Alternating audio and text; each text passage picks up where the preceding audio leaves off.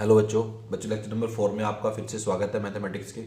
और आज के इस लेक्चर के अंदर हम लोग 3D के अंदर प्लेन को डिस्कस करेंगे कि प्लेन क्या होता है। ठीक है, प्लेन बेसिकली एक सरफेस को बोला जाता है, सरफेस को ही प्लेन बोलते हैं। जैसे ये फ्लोर है, एक सरफेस है, प्लेन है। जैसे ये बोर्ड है, एक सरफेस है, एक प्लेन है। ठीक है, तो आज प्लेन की प्रॉपर्टी, प्लेन की इक्वेशंस के बारे में स्टडी करेंगे 3 डायमेंशन ज्योमेट्री के अंदर। ठीक है, तो सबसे पहली चीज़ क्या आती है उसके अंदर?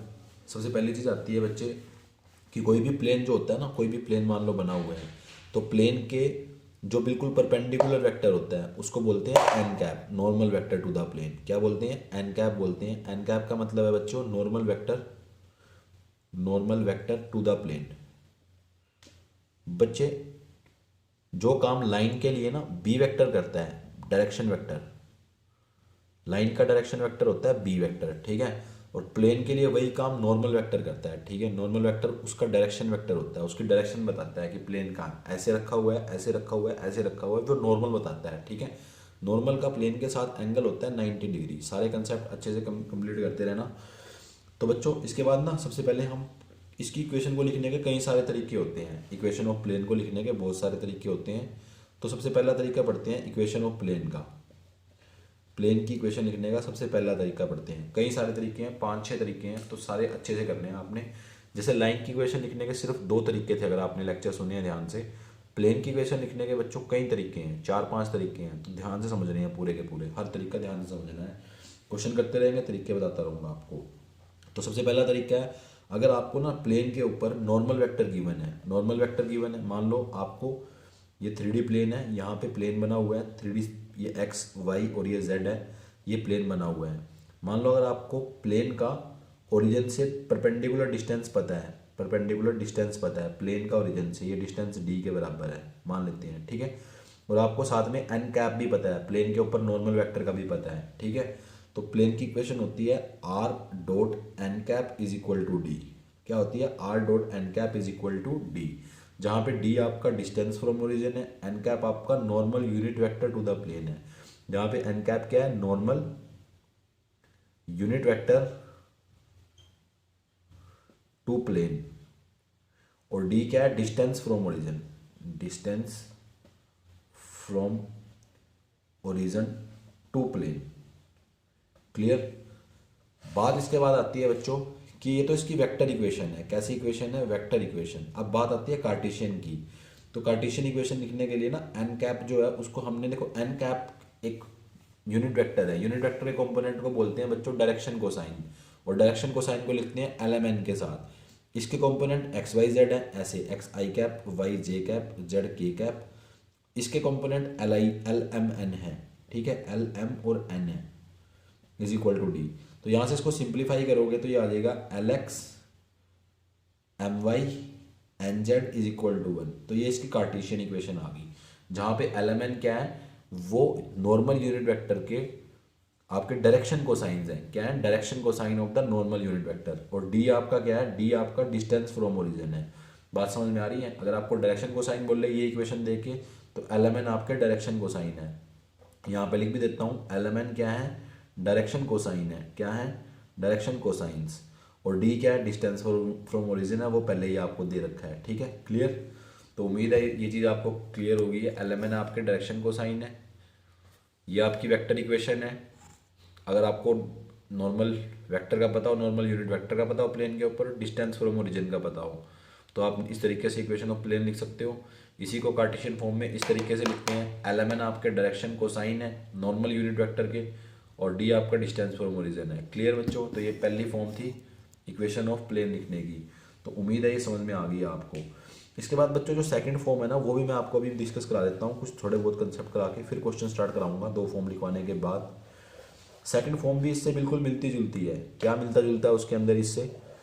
सेकंड फॉर्म में ना, जैसे फर्स्ट फॉर्म के अंदर तो हमें डिस्टेंस फ्रॉम ओरिजिन पता था डी, सेकंड फॉर्म के अंदर क्या होता है? हमें ना सिर्फ नॉर्मल यूनिट वेक्टर पता होता है प्लेन के ऊपर, सिर्फ नॉर्मल वेक्टर पता है, यूनिट वेक्टर भी नहीं है, नॉर्मल वेक्टर पता है। ठीक है, तो उस केस में इक्वेशन ऑफ प्लेन हो जाती है R dot N is equal to D one. ऐसे डी वन लिख सकते हो बच्चों। यहाँ पे डी वन जो है वो डिस्टेंस फ्रॉम ओरिजिन नहीं है, D one is not the distance from origin. D one कोई कॉन्स्टेंट है, डी वन क्या है?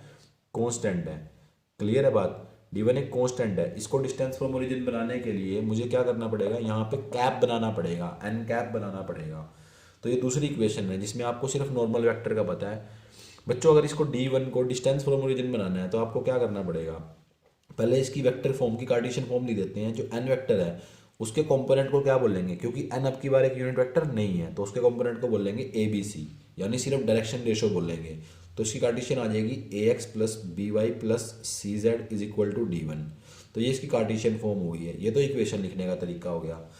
मेन चीज़ क्या होती है बच्चों इसके अंदर, मेन चीज़ ये होती है कि आपको सेकंड फॉर्म से फर्स्ट फॉर्म बनानी आनी चाहिए, क्योंकि कई बार आपको पूछेगा बताओ डिस्टेंस फ्रॉम ओरिजिन क्या है, डायरेक्शन कोसाइन क्या है। तो सेकंड फॉर्म से फर्स्ट फॉर्म कैसे बनाओगे, ये चीज़ दे रखी है आपको, R dot N is equal to d1। जब देखो जब आप यहाँ पे एन कैप बना दोगे तो इस साइड आने वाली चीज़ अपने आप डिस्टेंस फ्रॉम ओरिजिन हो जाएगी। तो इसको एन कैप बनाने के लिए एन वेक्टर के मैग्नीट्यूड से डिवाइड करना पड़ेगा, दोनों तरफ करना पड़ेगा। जब मैंने डिवाइड करा दिया तो ये क्या बना, ये डिवाइड होने के बाद एन कैप बन गया, यूनिट वेक्टर बन गया ना, क्योंकि मैग्नीट्यूड से डिवाइड करा दिया। और जो भी ये चीज़ आई है ये डिस्टेंस फ्रॉम ओरिजिन बन गया। ठीक है, ये ऑटोमेटिकली क्या बन गया, डिस्टेंस फ्रॉम ओरिजिन। ये आपका डिस्टेंस फ्रॉम ओरिजिन बन गया। बात समझ में आ रही है कि कैसे आपने डिस्टेंस फ्रॉम ओरिजिन निकालने के लिए क्या करना है, क्लियर। वही अगर कार्टेशियन में दे रखा है आपको सेकंड फॉर्म, फर्स्ट फॉर्म फिर आपको कार्टेशियन में बनानी है, तो यहाँ पे आप इसके मैग्नीट्यूड से, इसका मैग्नीट्यूड क्या बनेगा, ए स्केयर बी स्केयर सी स्केयर से डिवाइड कर दोगे दोनों तरफ, इधर भी डिवाइड कर दोगे। ठीक है, ए स्केयर बी स्केयर और सी स्केयर। इधर तो आपका बन जाएगा एल एम एन, देखो सबके नीचे डिवाइड होगा, ये ए से भी, बी से वाली टर्म से और सी वाली टर्म से। ये तो बन जाएगा आपका एल एम एन और ये बन जाएगा डिस्टेंस फ्रॉम ओरिजिन। इस तरीके से आपने काम करना है। एक चीज़ और सुनना ज़रा ध्यान से, अगर आपको फुट ऑफ परपेंडिकुलर निकालना हो, नोट डाल लेना, ये foot of perpendicular from origin, origin से फुट ऑफ परपेंडिकुलर निकालना हो, ओरिजिन से बात कर रहा हूँ मैं, कहीं और से निकालना है अलग तरीके हैं। ओरिजिन से फुट ऑफ परपेंडिकुलर निकालना तो वो होता है एल डी एम डी और एन डी, जहाँ पे L M N direction cosine और D is the distance from origin. तो उम्मीद है इतनी बात मेरी सारी सब बच्चों को समझ में आ चुकी है। अब क्वेश्चन देखेंगे, क्वेश्चन से आपको और ज़्यादा क्लियर होगा कि मैं कहना क्या चाह रहा था। ठीक है, तो देखो जरा सबसे पहला क्वेश्चन देखो, आपको फर्स्ट क्वेश्चन में क्या बोला हुआ है, determine direction cosine of the normal to the plane and distance from origin. Direction cosine निकालो और नॉर्मल टू द प्लेन निकालो। ठीक है, तो डायरेक्शन कोसाइन ऑफ नॉर्मल यानी यूनिट वेक्टर बनाना पड़ेगा आपको, क्लियर। जैसे बी पार्ट कर लेते हैं, पहले थोड़ा सिंपल पार्ट कर लेते हैं। ये चीज़ गिवन है, मैंने आपको बताया था, ये आपको ना फर्स्ट फॉर्म में दे रखा है या सेकंड फॉर्म में दे रखा है, सेकंड फॉर्म में दे रखा है। क्यों, क्योंकि जो आपका एन वेक्टर है ना, क्या आपके इनके कंपोनेंट का स्केयर करके ऐड करके अंडर रूट करके 1 आता है, नहीं आता, कभी नहीं आएगा, √3 आएगा। तो ये आपको किस फॉर्म में दे रखा है, एक्चुअली सेकंड फॉर्म में दे रखा है। तो इसको फर्स्ट फॉर्म में चेंज करने के लिए क्या करना पड़ेगा, मैग्नीट्यूड से डिवाइड करना पड़ेगा दोनों तरफ। कैसे मैग्नीट्यूड से डिवाइड करोगे, एक्स वाई और जेड के साथ जो भी लिखा हुआ है उनका स्केयर करा के नीचे लिख दो आप फटाफट। ठीक है, इधर भी लिखोगे तो वो 3 आएगा ना, 3 के बराबर है। तो ये आ गया x/√3 y/√3 z/√3 is equal to 1/√3। तो एलएमएन क्या आ गई, जो डायरेक्शन को साइन है वो आ गया 1/√3 1/√3 और 1/√3, और डी क्या आ गया, डिस्टेंस फ्रॉम ओरिजिन 1/√3। क्लियर, तो ये आपका आंसर है, ये आपका आंसर है जो मैंने बॉक्स में डाला है वो आपका आंसर है। क्लियर, ऐसे ही अगर आपके ना इस तरीके का क्वेश्चन आ जाए, जैसे 5y + 8 इज इक्वल टू 0 आ गया, तो यहाँ से आप क्या करोगे, 5y इज इक्वल टू -8, लेकिन इधर तो हमने डिस्टेंस फ्रॉम ओरिजिन बनाना है, डिस्टेंस कभी नेगेटिव तो नहीं होता, तो माइनस को इधर लेके आओगे, 5y इज इक्वल टू 8 इस तरीके से लिखोगे। और इसको लिखने का मतलब है 0x - 5y + 0z is equal to 8। फिर वही काम करना है आपने, √ऑफ सबके कंपोनेंट का स्केयर, तो सिर्फ 5 का स्केयर हो पाएगा और वो भी आपस में कट जाएगा। ठीक है, तो ये आ जाएगा आपका -5y अपॉन में 5 इज इक्वल टू 8/5। ये 5 से 5 कट गया तो ये आ गया -y इज इक्वल टू 8/5। ये चीज़ आ गई है। ठीक है, तो डायरेक्शन कोसाइन क्या क्या आए, डायरेक्शन कोसाइन आपके आ गए हैं 0, क्योंकि x वाला तो है ही नहीं, y वाला -1 है और z वाला 0 है। तो ये तो आपके डायरेक्शन कोसाइन आ गए हैं, क्या आ गए हैं, डायरेक्शन कोसाइंस, प्लस ये आपका डिस्टेंस फ्रॉम ओरिजिन आ गया 8/5, ये डिस्टेंस फ्रॉम ओरिजिन है। इस तरीके से आपने निकालनी है चीज़ें। क्लियर है, पॉजिटिव बना के रखना है और इस तरीके से डिस्टेंस फ्रॉम ओरिजिन निकालना है। जैसे जेड वाला है फर्स्ट वाला, वो भी बड़ा इजी है, x 0 है, y वाला कंपोनेंट 0 है, z वाला 1 है, तो सिर्फ आपको 1 से डिवाइड करना है, दोनों तरफ 1 से डिवाइड करोगे कोई फ़र्क नहीं पड़ेगा, तो वो बड़ी ईजिली चीज़ें निकल रही हैं। क्लियर, अब आप क्वेश्चन नंबर सेकंड देखो, लिखा हुआ find vector equation of the plane which is at a distance of 7 unit from origin and normal to the vector this. तो यानी आपको एन वेक्टर दे रखा है और डिस्टेंस फ्रॉम ओरिजिन दे रखा है, तो इक्वेशन ऑफ प्लेन आप कैसे निकाल सकते हो? नॉर्मल वेक्टर आपको गिवन है तो वहाँ से आप एन कैप निकाल सकते हो ना, बड़े इजीली निकाल सकते हो।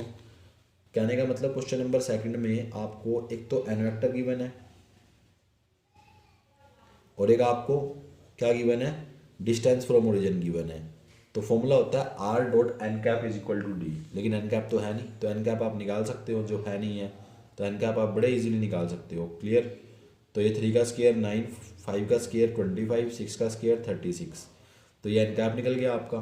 सिंप्लीफाई करना सिंप्लीफाई कर लो, डी आपको पहले से दे रखा है, तो फॉर्मूला होता है आर डॉट एन कैप यहाँ आएगा 3i cap 5j cap minus 6k cap upon में ये आपके पास आ जाएगा, इसको ऐडअप करोगे तो ये 70 के लगभग आ रहा है मेरे ख्याल से, ठीक है 70 आ रहा है, क्योंकि 40 + 30 70 आ जाएगा, √70।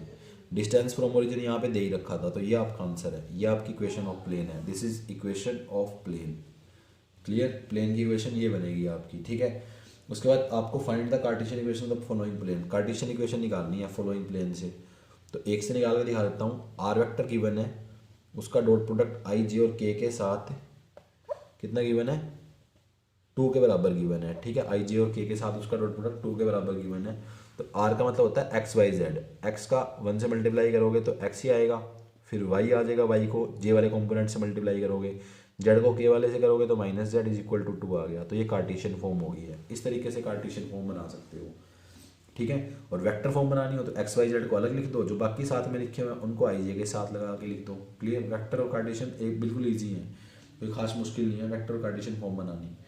इसके बाद फोर्थ क्वेश्चन का एक पार्ट करा देता हूँ आपको। फोर्थ क्वेश्चन में क्या बोला हुआ है, फोर्थ क्वेश्चन में find the foot of perpendicular, coordinate of foot of perpendicular drawn from the origin.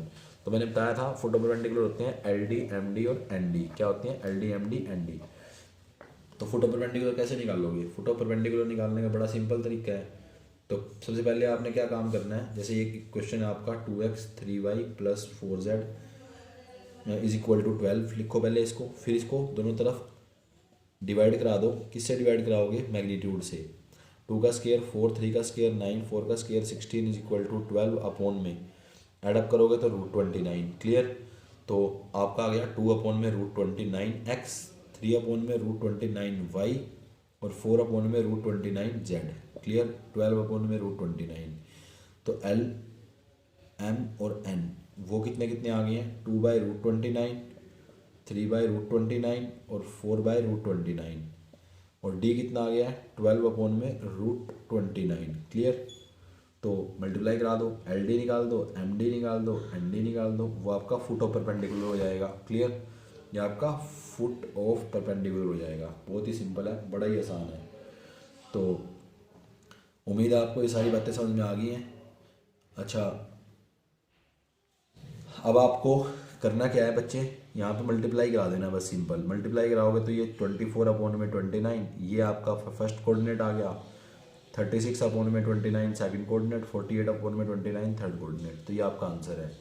आज की इस वीडियो को देखने के बाद आपका होमवर्क है क्वेश्चन नंबर 1 से लेके क्वेश्चन नंबर 4 तक, एक्सरसाइज 11.3 का, ठीक है। और सारी दोनों इक्वेशंस अच्छे से समझ लेना, क्योंकि इक्वेशन बड़ी इंपॉर्टेंट है, क्वेश्चन से ज़्यादा इंपॉर्टेंट इक्वेशन है, क्योंकि आगे फर्दर यूज़ होने वाली है बहुत ज़्यादा मात्रा में, ठीक है बच्चों। उम्मीद है वीडियो आपको पूरी समझ में आ गई है। वीडियो देखने के लिए आपका बहुत बहुत धन्यवाद बच्चों। Thank you, thanks a lot once again.